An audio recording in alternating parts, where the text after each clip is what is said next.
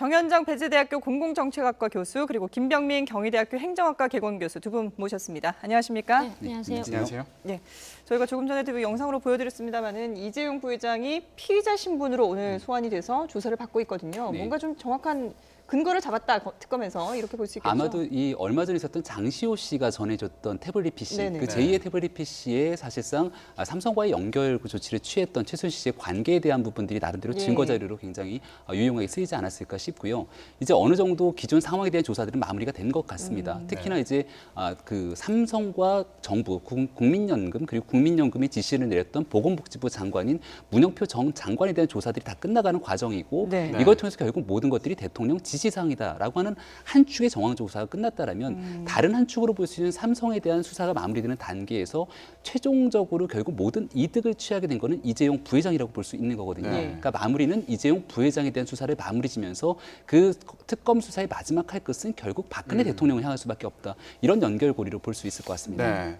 그런데 지금 이재용 부회장 수사를 두고 특검과 그 변호인단을 두고 봤을 때 창과 방패 대결이다 이런 얘기도 나오더라고요. 그런데도 불구하고 특검이 좀 혐의 입증에 자신감을 보이고 있다 이런 얘기도 있거든요. 그렇죠. 그러니까 특검이 사실 뭐 기업 관계자들도 이렇게 특검 그 포진해 있는 검사들이 대부분 다 이 경제통들 아니겠습니까? 예. 근데 그렇다고 하더라도 이렇게 수사가 빨리 진척이 될 줄 몰랐다. 이게 이제 기업 관계자들의 얘기예요. 그만큼 속도를 내고 예. 또 이제 포인트를 찾아서 상당히 접근해가고 이게 거의 지금 말씀하신 것처럼 마무리되어가고 있다라고 예. 하는데요. 기본적으로 이재용 부회장이 갖고 있는 혐의는 그 뇌물 공여잖아요. 그 네. 뇌물 공여에 대한 최종적인 그 진술. 이걸 아마 이제 이재용 부회장에게 특검이 압박을 가할 겁니다. 이번에 소환할 이유가 그거거든요. 네. 네. 만약에 거기서 최소한의 어떤 뇌물 공여에 대한 인정이 존재한다면 이건 바로 뭐가 되죠? 박근혜 대통령의 뇌물 수수로 옮겨가는 거거든요. 네. 지금 특검이 여러 가지 자료를 갖고 있지만 실제로 확실하게 나름대로 어떤 대가성에 근거해서 돈을 줬다. 네. K스포츠 재단에다가 돈을 기여했다라는 얘기는 아직 결정적인 근거는 없는 것 같아요. 그렇다면 이재용 부회장이 실제로 그 대가성에 대한 최소한의 어떤 진술을 할 수 있다라고 하면 사실은 박근혜 대통령의 최종적인 뇌물수수에 대한 부분은 거의 입증을 완료하는 것이거든요. 그래서 네. 최종 단계에서 이재용 부회장을 형식적으로 지금 소환한 것이 아니라 그의 진술을 통해서 이제 마무리를 지어가는 이런 수순이라고 보여지고요. 네. 과연 이재용 부회장이 그거를 이제 인정할 거냐? 예. 내가 뇌물을 줬다. 뇌물을 어떤 대가성에 근거해서 주었다라고 인정을 할 것이냐라는 것이죠. 근데 이재용 부회장 입장에서 보면 딜레마가 있는 것 같아요. 그걸 인정하면 뇌물 공여죄로 박근혜 대통령의 예. 뇌물수수죄는 성립이 될지 모르지만 본인의 죄가 사실은 더 위중해지는 것이고 네. 더군다나 대기업 총수에 가까운 위치를 갖고 있는 사람이 특히 글로벌 기업으로서 삼성의 어떤 그 대기업 주주가 예를 들면 뇌물을 줬다라고 하는 이런 것들이 이제 국제사회에 알려지게 되면 기업 신임도도 상당히 떨어질 가능성이 높거든요. 그래서 아마 이재용 부회장은 상당히 지금 머리가 복잡할 겁니다. 그래서 그런 상황에서 이걸 우리가 완전히 끝났다 이렇게 보기는 어렵고요. 예. 다만 특검이 마지막으로 요구하는 것은 이재용의 마지막 한마디다. 남아있는 것이죠. 지금 특검은 구속영장 청구 가능성까지 배제하지 않고 있는 상황이잖아요. 그렇죠. 왜냐하면은 이재용 부회장이 지난 청문회 과정에서도 계속해서 이제 모든 것들을 부인하지 않았습니까? 나는 기억이 모르고 안 난다. 이 기억이 나지 네. 않고 모든 것들은 밑에 있는 미래전략실의 최지성 실장을 비롯한 밑에 사람들이 한 거고 나는 보고를 받았을 네. 뿐이다라고 얘기하고 있지만 실질적으로 특검에서는 장시호 씨가 제공한 태블릿 PC 등에 대한 명확한 물증과 증거들을 어느 정도 확보를 해놓은 상황으로 보입니다. 네. 그렇기 때문에 앞서도 잠깐 말씀을 드렸지만 예. 문영표 전 장관을 비롯해서 대통령이 지시를 받고 삼성의 합병 과정에 특혜를 주도록 지시를 한 정황들이 분명히 보인다라면 이거에 따라서 대한민국 정부가 아무런 대가성이 없이 그냥 움직였겠는가라는 부분들을 볼 수 있을 것이고 거기에 대한 최종적인 고리는 결국 이거를 통해서 특혜를 받았다라고 보이는 사람은 이재용 부회장이 경영권 승계에 대한 분명한 특혜를 받은 게 사실이고 네네. 네. 여기에 대해서 결국은 본인 스스로가 아무것도 모르고 밑에 사람들이 움직였다라고 보기는 어려운 부분들이 있기 때문에 네. 특검이 마지막까지 이재용 부회장을 소환 조사하는 과정 속에서 이재용 부회장이 사실을 좀 시인한다라면은 네. 여기에 대해서 구속영장을 청구할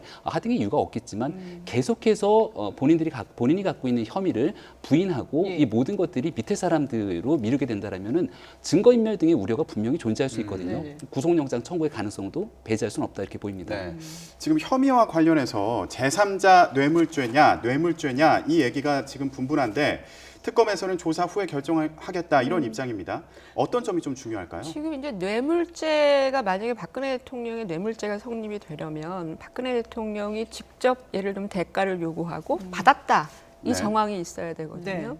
그렇다면 이제 그 부분에 대해서 특검이 이제 고민을 하는 것 중에 하나가 바로 그 부분이거든요. 그래서 지금 혜택은 누가 다 누렸습니까? 최순실이 다 누렸어요. 네. 박근혜 대통령이 지시를 했다고 하더라도 현재 드러난 것은 삼성의 어떤 정유라에 대한 지원, 그다음에 네. 여러 가지 그 특혜를 그쪽으로 줬거든요. 네. 그럼 과연 특검이 이 부분, 최순실이 특혜를 입었다라고 하는 부분을 연동을 해서 박근혜 대통령의 수수, 뇌물 수수를 직접적으로 입증할 수 있을 것이냐.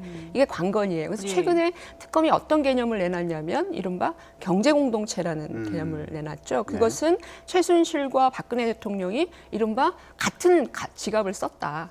이 개념으로 지금 가고 네. 있는 거거든요. 그러니까 특검이 최근에 이 그 최태민 일가들의 어떤 재산 재산도, 형성 과정이라든지 이것들을 또 알기 위해서 네. 뭐 의부다들도 불러서 얘기 들어보고 숙모회 회장도 불러서 얘기를 들어보고 네. 있거든요. 이런 과정들을 통해서 만약에 이 최순실과 박근혜 대통령이 재산을 공동으로 관리해 왔다라고 하는 것만 정황적으로 이제 확정이 된다면 네. 특검에서 보고 있는 뇌물 수수, 그러니까 최순실도 특혜를 입었지만 실제로 박근혜 대통령도 자기 재산의 일정 부분 이런 것들이 연동이 되어 있다라는 네. 것들을 이제 밝혀낼 수 있도록 가는 지금 지점에 있는 것이고요. 예. 아마 특검은 이 부분과 관련해서 뭔가를 좀 잡은 것 같습니다. 지금 뭐 삼성에 대한 수사가 말씀하신 것처럼 너무 생각보다 빨리 이루어지다 보니까 네. 재계 전반적으로 지금 좀 긴장하는 모습이 아닌가 싶어요. 사실 지금 제일 먼저 이제 삼성 이재용 부회장이 타깃이 되긴 했지만 그 이후에 또 다른 재벌 총수들에 대한 칼끝이 겨냥을 네. 할 수밖에 없지 않습니까? 네.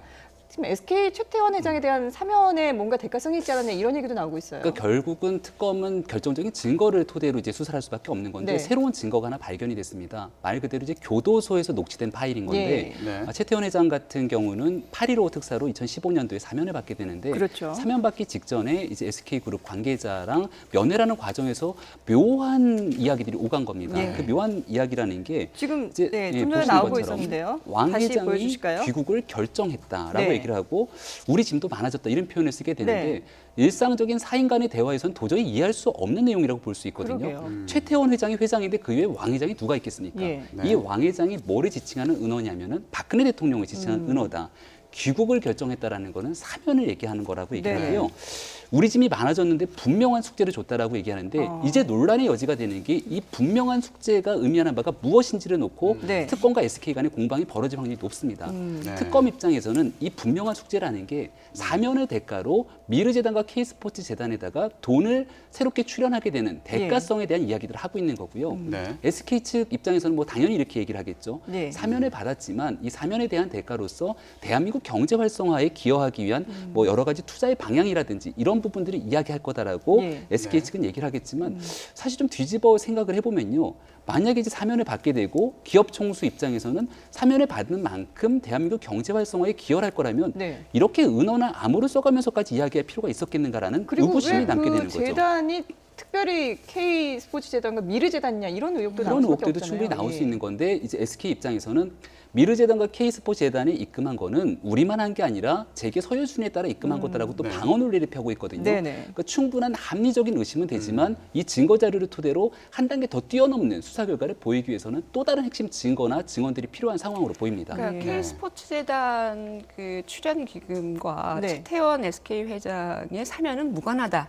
이게 이제 그 SK 쪽 입장이고 그렇죠. 청와대 입장일 예. 겁니다. 근데 사실은 이제 그 부분을 특검이 어떤 방식으로 저는 찾아낼 수 있을 거라고 봐요. 그 우리가 박영수 특검이 사실은 과거에 그 SK 최태원 회장이 분식회계로 그렇죠. 구속됐잖아요. 예. 그때 네. 이제 수사 지휘를 했던 사람이 박영수 특검이기 때문에 네네. 이제 여러 가지 과정들을 잘 알고 있는 사람이라고 하는 점이고요. 또 하나는 박근혜 대통령이 실제로 2012년부터 최태원 회장이 사실 8.15 특사로 나오기 전까지 계속 일관되게 주장했던 바가 있습니다. 대기업 경영 주주들의 이른바 그 중대 어떤 범죄로 인해서 그들에 대한 어떤 사면은 아주 엄격히 제한하겠다. 2012년부터 공약했고요. 대선 공약으로도 그리고 얘기를 그 했고, 예. 2013년부터 14년까지 그래서 없었어요. 대기업 네. 회장들의 사면이 없었고요. 네. 더군다나 최태원 회장이 사면되기 한 4개월 전에 성완종 리스트 불거진 거 예. 알고 있죠.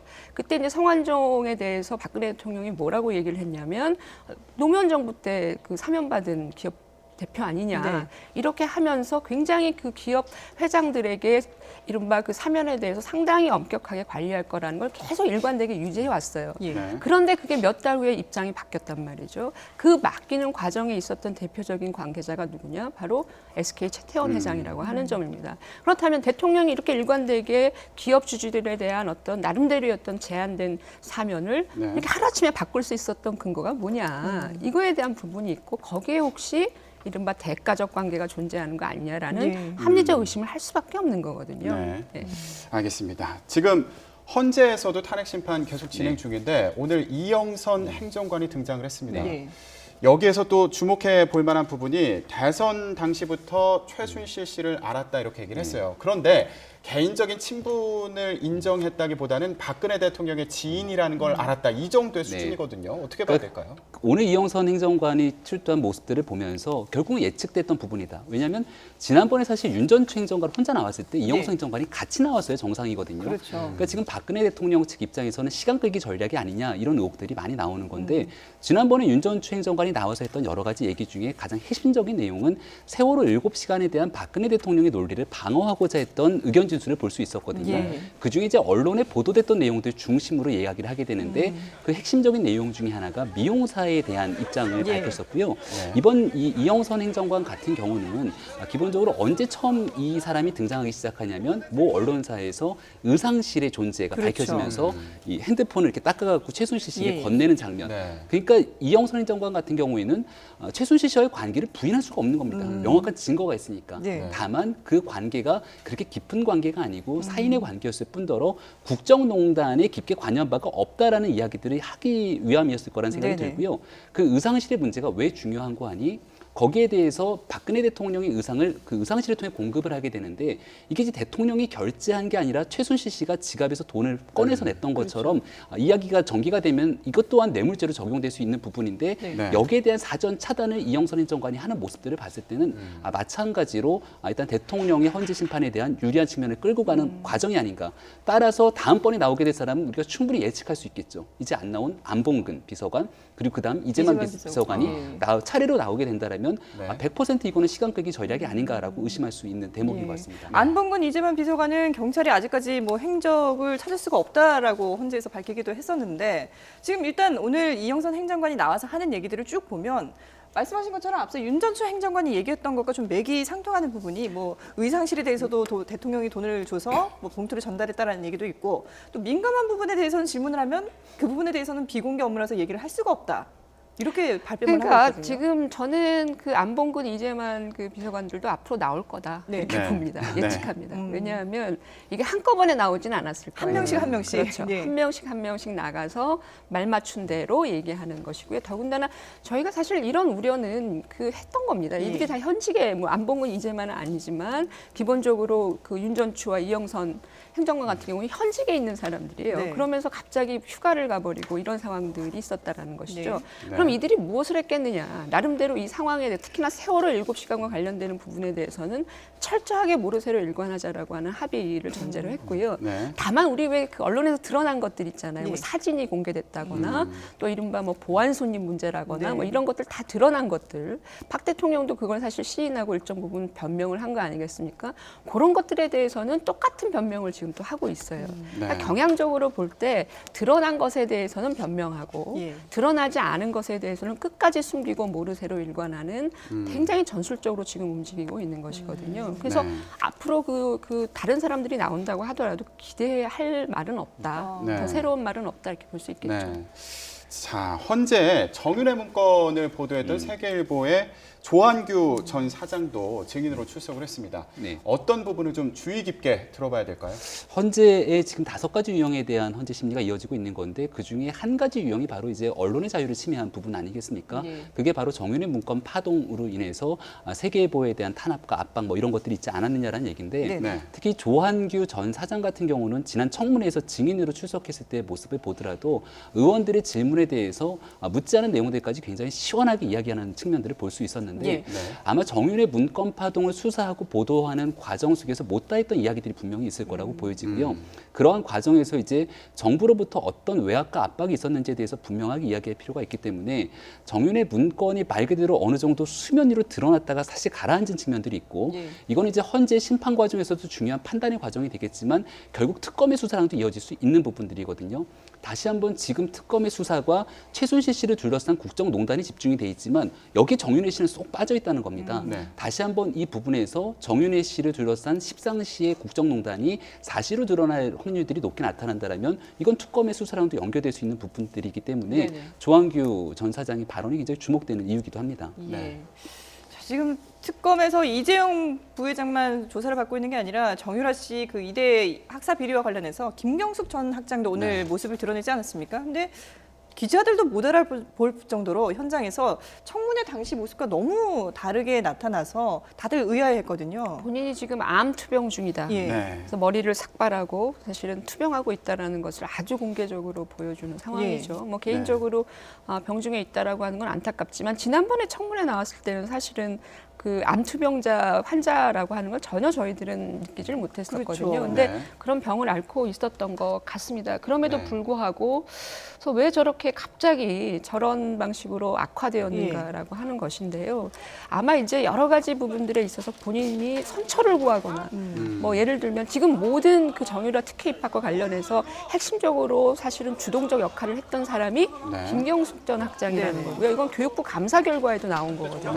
그렇다면 이게 어느 정도 지금 드러난 상황에서 본인이 실제로 지금 모르쇠로 특검까지 가서 하기는 어려운 상황이라고 보여지고요. 네네. 네. 그렇다면 이제 저런 방식으로 해서 뭔가 본인 상황에 대한 나름대로의 어떤 선처와 뭐 코스프레라고 하는 그런 것들을 지금 뭐 말하는 분도 계시는데 근데 사실은 저 부분에 대해서 저런 방식으로 접근할 것이 아니라 사실 국민들은 진실을 원하고 특검도 진실을 원하거든요. 네. 그럼 나와 있는 여러 가지 근거들을 가지고 본인이 인정을 해야 될 때가 이미 온 거라는 것이거든요. 네. 그래서 아마 저는 이제 특검에 들어가서는 특검이 갖고 있는 여러 가지 조사 자료를 보게 되면 어느 정도는 좀 인정에 가까운 결과를 보여주지 않을까. 네. 그리고 빨리 그 나름대로 병가를 하셔야 되는 상황에 네네. 병가를 하시면 되고 네. 빨리 인정을 하시는 게 병에도 도움이 된다 이렇게 보고 네. 있습니다. 좀 다른 얘기를 해보겠습니다. 그 지난해 소설 채식주의자죠. 예, 이 채식주의자로 맨부커상을 받은 소설가 한강 씨.